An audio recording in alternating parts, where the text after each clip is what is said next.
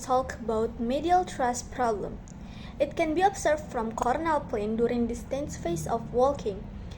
The patient may describe and say they are walking on the edge or feeling unsteady, which can lead to a lack of confidence while ambulating.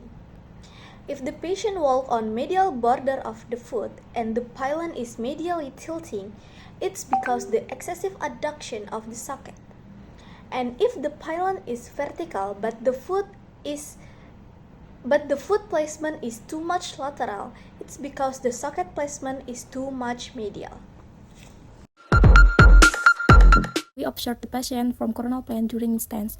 The location of GRF in medial thrust gate, the ground reaction force vector passes lateral to the knee joint. And the last moment create a valgus moment at the knee joint. The lateral side of knee is kept while the medial side is compressed. The medial thrust or inward motion is a result of the valgus force acting during stance.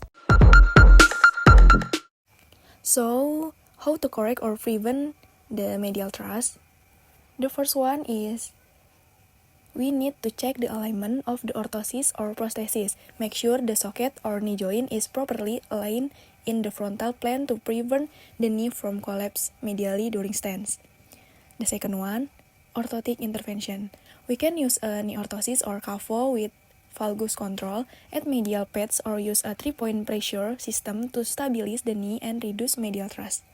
The third one, footwear modification. Footwear is also important. Using a medial heel wedge or a lateral sole lift can help shift the ground reaction force and support better knee alignment. The fourth one, strengthening and gait training. Strengthening the hip abductors, especially the gluteus medius and the quadriceps ischii, combined with proper gait training, this improves control during stance. And the last, always monitor the fit and alignment of the device. Adjustment may be needed as the patient condition evolves. Observe the patient from sagittal view during loading response and initial swing. The location of ground reaction force, the freeze during loading response if the knee extends, GRF is anterior to the knee joint, creating a stabilizing force, and the last during swing pace, there is minimal GRF because the limb is not in contact with the ground. Moment create, the freeze in stance pace, and extension moment is created due to the anterior. This causes the knee to say extend or stiff, limiting shock absorption and potential increasing energy expenditure. And the last, in swing pace insufficient, knee flexion affect foot clearance leading to compensation like hip hiking or circumduction.